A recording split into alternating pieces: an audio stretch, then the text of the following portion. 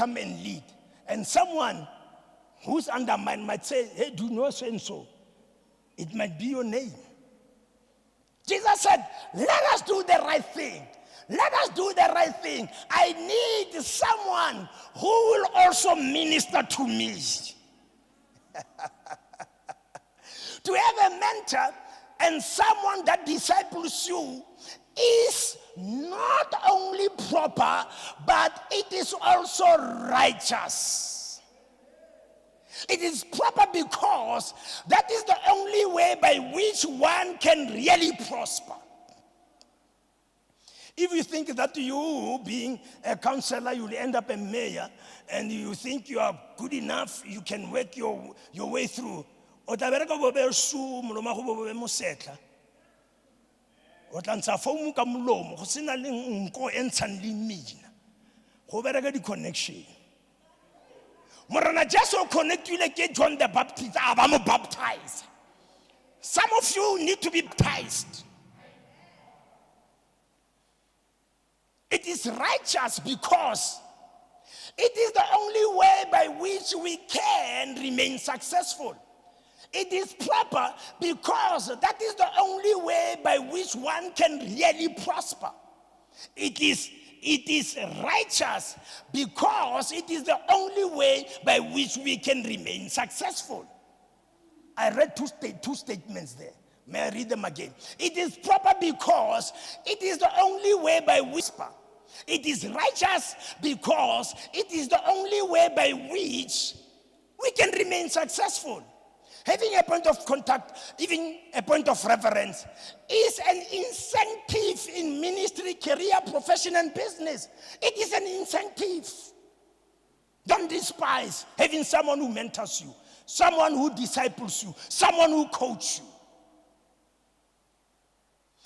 you. Even in your curriculum vitae, I don't know if I pronounce it very well, CV, or profile, a point of reference is greatly needed. It's a necessity. It's of great necessity.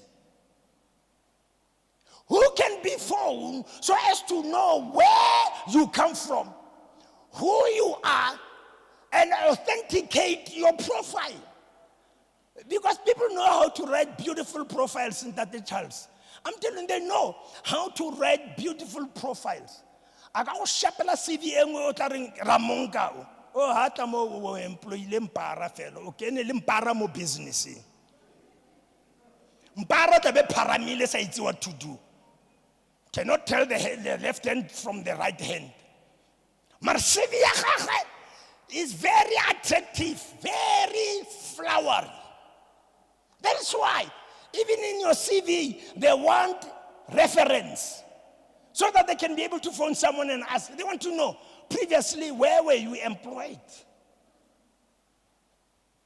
I don't know if it still functions. Where they want to know where you belong. What is your religion? What is your church? Because they want to know whether you come from satanic worshiping church or so that they shouldn't make a mistake to hire a Satan agent. Unless they are Satans themselves. It is easy to build up the heart and reputation, integrity, and testimony of a distinguished leader, minister, or pastor than to struggle on your own to make an impression. Some of us are allowed in certain places because of those whom we are connected with, not because of us. Because of those whom we are connected to. A positive word of testimony from some distinguished pastor, ministers, managers, business partners can open doors for you easily. But because some of you are lone rangers, you are in danger of failing in this life.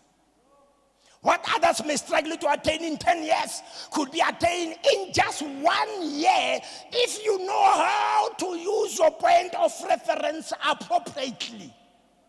Some people don't know how to behave, even when they're in the midst of points of their reference. The point of reference is also important because it defines a certain code of ethics within which to operate. You know, some people interpret you, but the people are connected to. They look at you and who you look up to, and they say, Go and associate with devils. You will see devil results will happen in your life. Apostle Paul drew the attention to the Philippian believers, to the need to follow the pattern set by a point of reference. He wanted them. He told them, he said, no, look at the point of reference and follow that pattern. Philippians chapter 4 verse 9, it says, the things which you learned and received and heard and saw in me, this do, and the God of peace will be with you. I'm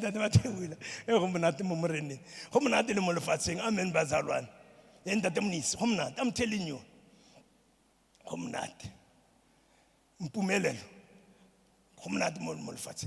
You know, some people are following what I call pseudo mentors.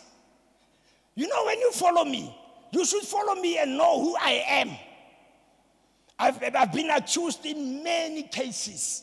So if you follow me, also go back and check what I was accused for. And then you'll be able to see the hand of God on me and realize whether they were right or wrong, and realize that God can use anybody. Some people fail because they undermine those whom God has sent their way to help open doors for you, to pave the way for good life. He says, the things you have seen in me. Some of you follow people you know nothing about. Nothing about. You despise those whom you know so deeply. Some of you can write a biography about me better than I can do. Then it makes me the right leader for you.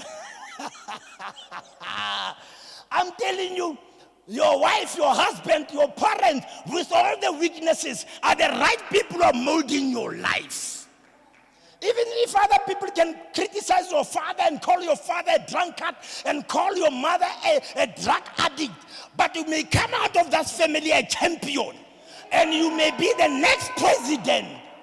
Because why? The mother next door you do not know. Know me for who I am. Know me for who I am. I'm not going to pretend to be what I'm not, because I want you to know that God can still set you free. God can still introduce you to good life. God can still save you. God can still make you great. I'm not going to stand and apologize and make myself holier than thou. Because that is deception. That is deception. You can't travel with a criminal in the middle of the night. That does honor. You will be in danger if you don't know that person is a criminal. But if you know he's a criminal,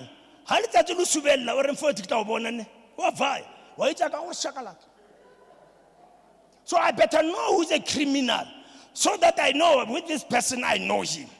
You are led by people you do not know. Now.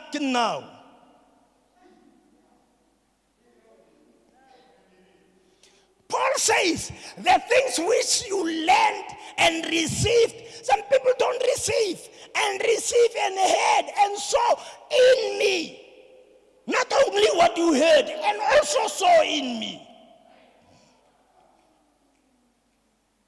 They saw him when he declared someone blind, or be blind, and the person became blind. Others may say he is cruel. But he wanted them to know who he is.